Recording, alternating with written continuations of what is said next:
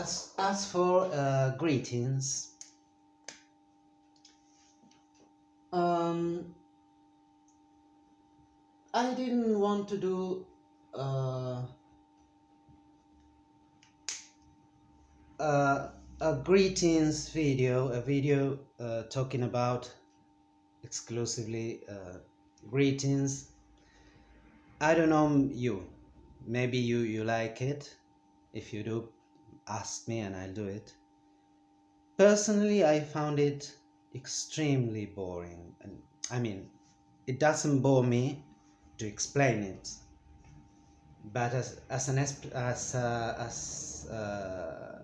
spectator, um, in my case, watching a whole video talking about greetings can bring me to sleep, literally. So I decided to put greetings embedded in examples when talking about other things.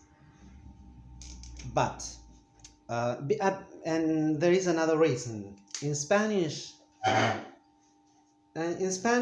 although we have many ways of saying, of answering to the question, how are you? ¿Cómo estás? ¿Cómo estás? Do you see? It's a temporary state. ¿Cómo estás? Tú estás como, de esta manera. ¿Cómo estás? We just say bien. Let's see. Mal, I'm feeling bad. Not that good. Not that I'm feeling well. Well, good. I know that in English you use many different ways. I know that for many people saying hello, how are you? Fine, or no, native speakers say that they never use the word fine. I don't know why they teach us to answer with fine, because native speakers always say they don't use it. ¿Cómo está? How are you? I'm doing well. And you? Okay, thanks. Usually native speakers say that it's boring to answer that way because it leads to an end of the conversation. In Spanish, the end of the continuation of the conversation doesn't depend on the way we answer, because among friends, and we say all the time, ¿Cómo estás? Bien, ¿y vos? Or bien, ¿y tú? Bien. And the conversation either goes on or not, depending on the degree of trust that we have. I mean, the way we trust each other, how strong the relationship is, if it's formal or informal. In some cultures, they don't answer at all, because I'm not going to judge moral aspects, because at first I'm not who I'm not. But no, I'm describing. Usually, we Latin people make conversations longer naturally, even if we don't know the person, because we are very gregarious, very sociable people. But there are other cultures in which or for which going on conversations has no interest at all. They don't have the minimum interest in having contact with other people, and it's respectable, of course. I'm describing different cultures. In general, we Latin people are fond of going on conversations.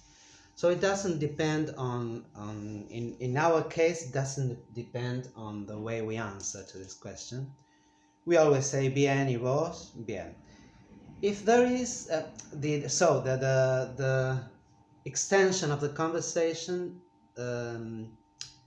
depends for us on culture. We are usually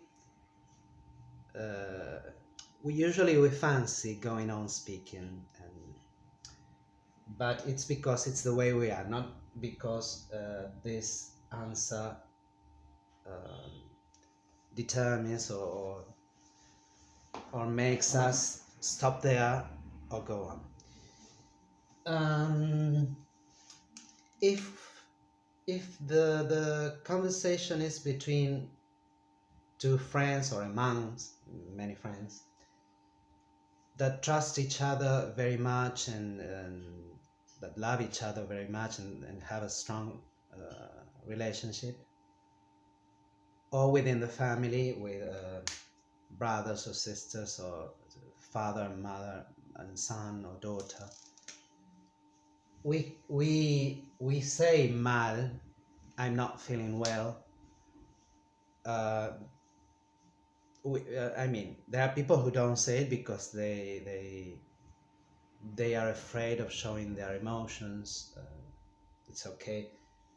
In my case, when I feel bad, I do say it and I express it.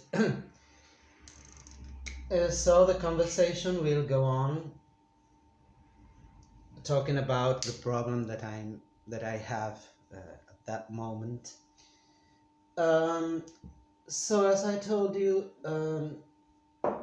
as for greetings, there are not many examples to say. So I'm going to write them here so that you know them. But unless someone wants to have a whole lesson with greetings, I don't have any problem at all. But the most common are hola, hello, and with the word good. Well, bueno, buena in Spanish.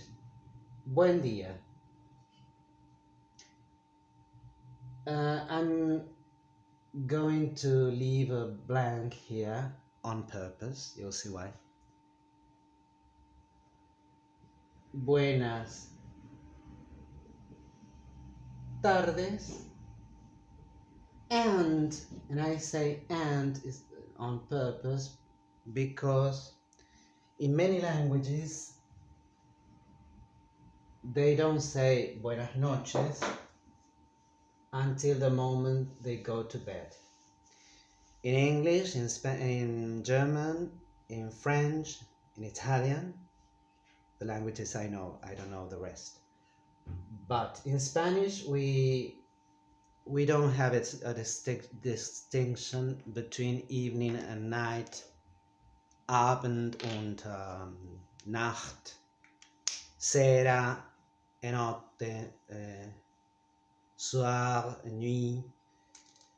We just move from buenas tardes to buenas noches. This space was left like this on purpose because, as you may see, both for tardes, good afternoon, and noches, buenas noches means both good evening and good night. And as you know, well, you do know the meaning in English. Good evening, even if it's 11 p.m., you can say good evening. You can say good evening at 6 p.m. in winter when it's dark, already dark. And good night just before going to bed. In Spanish, when the sun comes down, starting from the sunset, we say buenas noches. Always. we don't make this difference. Buenas tardes, good afternoon, buen día, good morning. As you may have noticed, these two are in the plural form.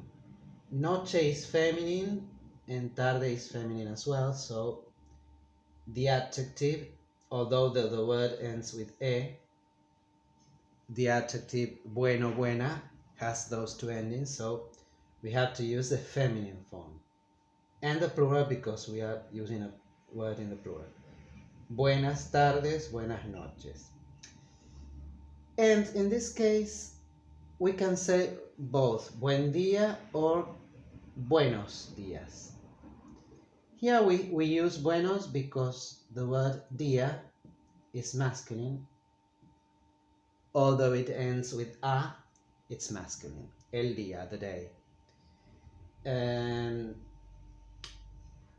the space was because this is singular and these are in the plural. We can say it, sorry, buenos días. If we use the plural, we have to put the días here. We never say buena tarde, but buenas tardes. The same here, buenas noches. In this case, we can say both buen día and buenos días. Both are equally common. And the plural doesn't mean quantity, but intensity. Although it's in the plural, we are talking about the present day. And the plural means that we are wishing the other person a really good afternoon, a really good evening or night. So it means intention, not number of days. And these are the four common greetings. There are no, there are others, but very specific.